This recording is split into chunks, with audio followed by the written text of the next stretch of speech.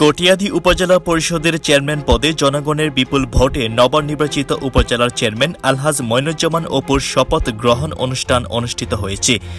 নিউজের বিস্তারিত জানাচ্ছি আমি শাওন পারভেজ। শুনুন বিস্তারিত।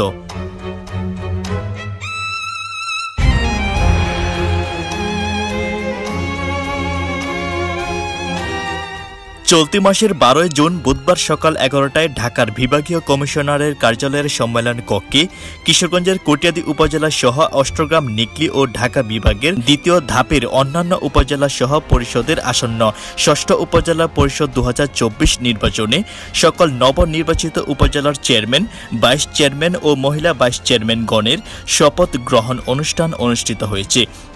এ সময় ফুল দিয়ে শুভেচ্ছা, অভিনন্দন ও শপথ বাক্য পাঠ করান ঢাকা বিভাগীয় কমিশনার মোহাম্মদ সাবিরুল ইসলাম। সে সময় উপস্থিত ছিলেন স্থানীয় সরকার বিভাগের পরিচালক শিবির বিচিত্র বড়ুয়া। চেয়ারম্যান নির্বাচিত হইয়া সশ্রদ্ধ চিত্তে শপথ বা দৃঢ়ভাবে ঘোষণা করিতেছি যে আমি ভীতি বা অনুগ্রহ অনুরাগ বা বিরাগের বশবর্তী না হইয়া এ সময় কটিয়াদী উপজেলার জনগণের বিপুল ভোটে নবনির্বাচিত উপজেলা পরিষদের চেয়ারম্যান আলহাজ মইনুজ্জামান অপু অন্যান্যদের মতো শপথ গ্রহণ অনুষ্ঠানে নিজেকে সততা, নিষ্ঠা এবং বিশ্বস্ততার সাথে দায়িত্ব পালনের পাশাপাশি দেশের প্রতি অকৃত্রিম বিশ্বাস ও অনুগত থাকার শপথ নেন। এছাড়াও নিজ উপজেলার শান্তির লক্ষ্যে সন্ত্রাস, মাদক, জঙ্গিবাদ, জুয়া ও নারী নির্যাতন সহ সকল ধরনের অপরাধ নিয়ন্ত্রণে প্রশাসনকে সহযোগিতার প্রতিশ্রুতি দেন তিনি। এ বিষয়ে পরবর্তী সাক্ষাৎকারে মইনুজ্জামান অপু তিনি তার কটিয়াদী উপজেলাবাসীর উদ্দেশ্যে নিউজ টিভি কিশোরগঞ্জকে জানিয়েছেন, উপজেলা পরিষদের চেয়ারম্যান হিসেবে যোগদান করে শপথ নিয়ে এখন ভাবছি যে আমার উপরে যে প্রত্যাশা রেখেছিল আমাদের এলাকার জনগণ, এই বিশাল পরিমাণ লোকজনের কিভাবে তাদের চাহিদা মেটাবো, তাদের এই প্রেরণা, তাদের কথা চিন্তা করে আমি এখন থেকে ভাবছি আসলে আগামী 5 বছর আমি তাদের জন্য কি করতে পারি। আমি একজন নবীন উপজেলা চেয়ারম্যান হিসাবে এখনো আমি জানি না উপজেলার ব্যাপ্তি কিভাবে কাজ করা যায়, কাকে নিয়ে কাজ করা যায়।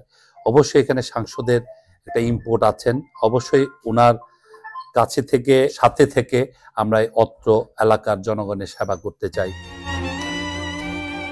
শপথ গ্রহণ অনুষ্ঠানে কটিয়াদী উপজেলা থেকে নবনির্বাচিত উপজেলা পরিষদের chairman Moinuzzaman Apu, vice chairman Badrul Alam Naim ও মহিলা ভাইস চেয়ারম্যান স্বাতী বেগম উক্ত শপথ বাক্য গ্রহণ করেন। শপথ গ্রহণের পর তার কর্মীদের মাঝে কৌশল বিনিময় করেন। পরবর্তীতে ঢাকার কাকরাইল কিশোরগঞ্জ 2 আসনের কটিয়াদী ও পাকুন্দিয়া মাননীয় সাংসদ অ্যাডভোকেট মোহাম্মদ সোহরাবুদ্দিনের অফিস কক্ষে সৌজন্যে সাক্ষাৎকার ও সাংসদকে ফুল দিয়ে শুভেচ্ছা জানান তারা। এ সময় সাংসদ সদস্য advocate Mohammad Sohrabuddin news TV কিশোরগঞ্জকে জানান, এই উপজেলা 2টা নির্বাচন কিন্তু আমার কোনো প্রভাব আমি বিস্তার করি নাই। এমপি হিসাবে আমি কাউকে নির্বাচিত করার জন্য আমি প্রভাব বিস্তার করি নাই।